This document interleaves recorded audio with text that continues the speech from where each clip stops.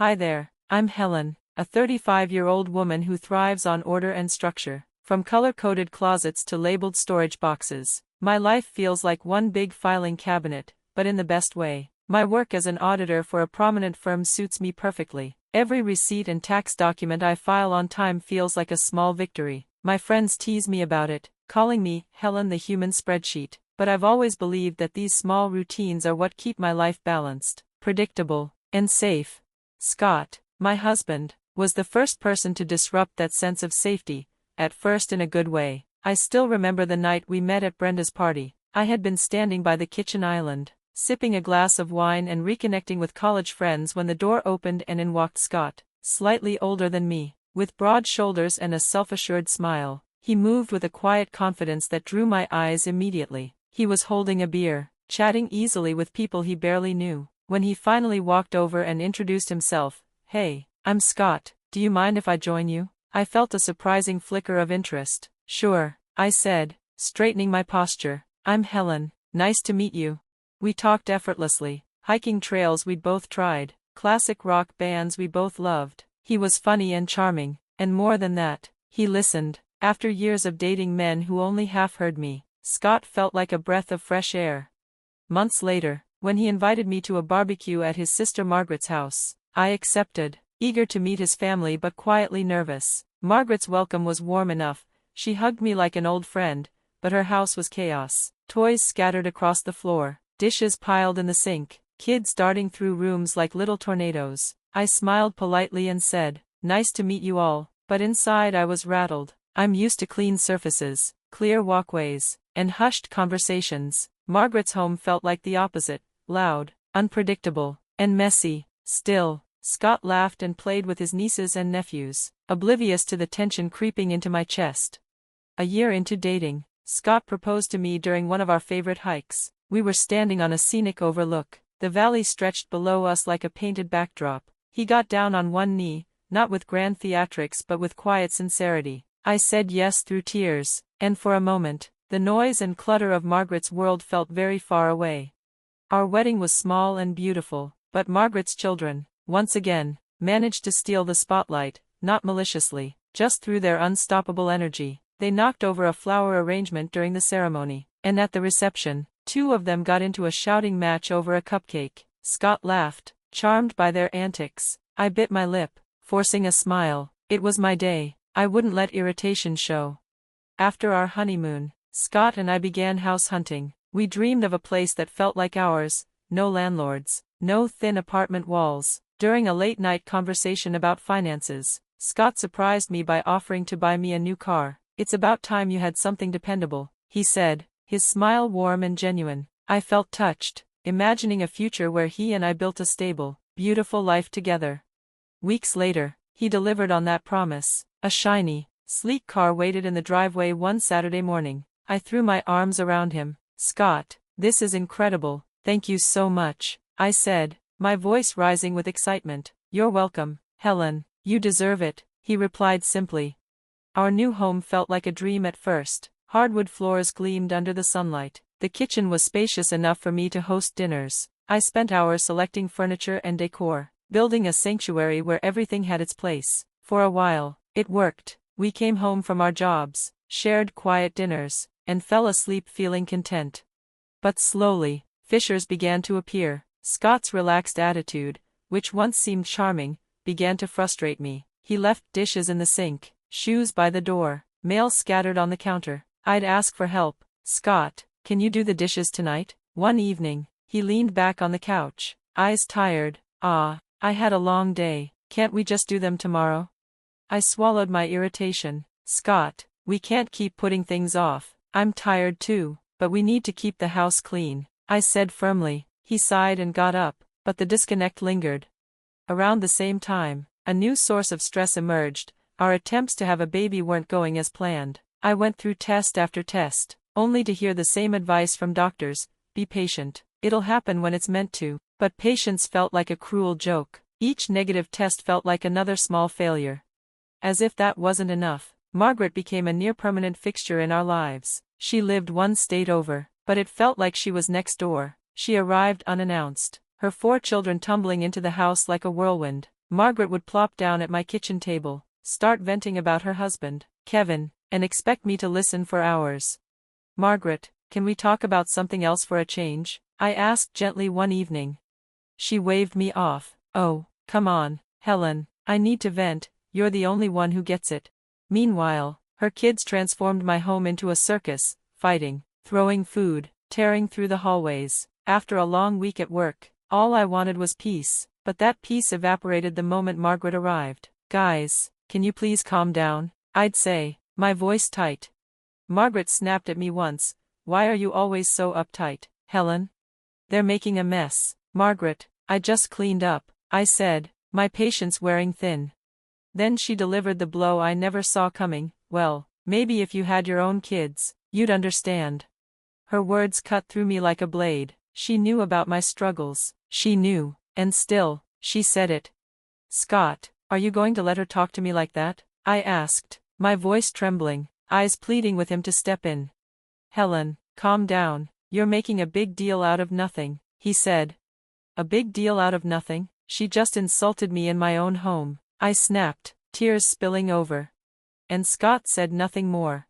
That moment crystallized something inside me. My sanctuary, the home I had worked so hard to create, was no longer mine. My husband, once my partner, now felt like an ally to someone else. The disrespect, the dismissiveness, the endless chaos, it was eroding me from the inside out. And for the first time, I began to think, something has to change. "I won't let my life be completely disrupted," I countered sharply, feeling my anger rise in my chest like a storm about to break. Scott's face hardened, his eyes narrowing as if my resistance was nothing more than an inconvenience to him. "Well, they're coming tomorrow evening, so you better get used to the idea," he shot back abruptly. Without waiting for my response, he pushed his chair back, the legs scraping harshly against the kitchen tile, and stormed out of the room. For a long moment, I stood frozen in the silence he left behind, my hands trembling as I gripped the edge of the counter. The kitchen, once my favorite space in our new home, the place where I'd proudly cooked meals, decorated with soft blues and cream tones, suddenly felt cold and unfamiliar. I felt blindsided, betrayed. How could he make such a decision without even considering me? The next morning, the tension from the argument still clung to me like a heavy coat. My stomach churned as I slipped into my blazer and carefully knotted a silk scarf around my neck, trying to maintain some semblance of normalcy before heading to work. I reached for my car keys on the hook by the door, only to find the hook empty. My heart sank. "Where are they?" I muttered to myself, rifling through my purse, the kitchen counter, even the drawers. Nothing. Panic rose. I dialed Scott, pressing the phone to my ear with shaking hands. When he answered, his voice was almost infuriatingly calm. "Oh, I took the car. It's mine, remember? I'm giving it to Margaret so she can use it for the kids." His words hit me like a slap. I froze. "You're giving my car to Margaret? Are you serious right now?" My voice cracked in shock. "It's not your car, Helen. I paid for it," he said casually, as though this were a minor detail. "And she needs it more than you do." I could barely process what I was hearing. My chest tightened, heat rising behind my eyes. "Scott, that car was supposed to be for me. You said it yourself, it was dependable, a fresh start for us, and now you're just handing it over?" He sighed, bored. "You're overreacting, don't be so dramatic." Something in me snapped. Years of biting my tongue, of forcing smiles at Margaret's jabs, of cleaning up Scott's messes while he laughed everything off. Suddenly, I couldn't do it anymore. "You've taken everything from me, Scott, and I'm done," I said, my voice trembling but firm. He chuckled bitterly. "What are you talking about? Don't be dramatic, Helen." I hung up before he could say another word. My heart pounded in my ears, but beneath the fear was a startling clarity. I wasn't crazy, I wasn't overreacting. This wasn't a marriage, it was a prison. Without hesitation, I called a moving company. "Hi, I need a team to move some furniture and appliances today. It's urgent," I told the dispatcher, surprising myself with the steadiness in my tone. By early afternoon, a truck was parked outside. 2 movers followed me through the house, lifting beds, dismantling sofas, unhooking chandeliers, and even carefully unscrewing the faucets I had picked out myself. Watching them strip the house bare felt strangely cathartic, as though each item leaving the door was another piece of my resentment being hauled away. "Everything goes to my mom's house," Thank you for the quick work, I told the men, slipping a generous tip into the foreman's hand. When the truck finally pulled away, I looked around at the hollow shell of the house I once dreamed of filling with laughter and love. The walls echoed with emptiness. For the first time in months, I felt relief. Later that day, my phone buzzed relentlessly with Scott's calls. I ignored every one. Each vibration only reinforced my resolve. By evening, the inevitable came. A thunderous knock rattled the front door of my mom's house. I opened it to find Scott, his face red with fury, eyes blazing. "What the hell, Helen? What did you do?" he roared, barging past me into the living room.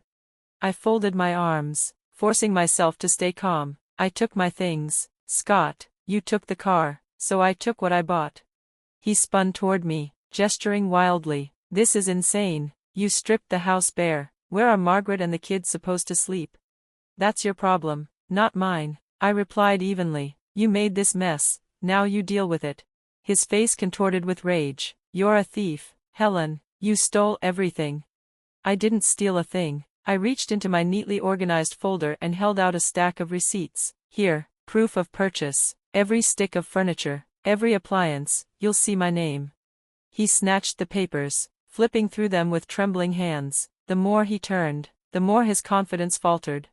Finally, he dropped the receipts on the table, his voice bitter. "Fine, Helen, if this is how you want to play it, I'll file for divorce." A strange calm settled over me. I opened another folder and handed him a stack of neatly prepared documents. "Already done. Here are the divorce papers. We're finished."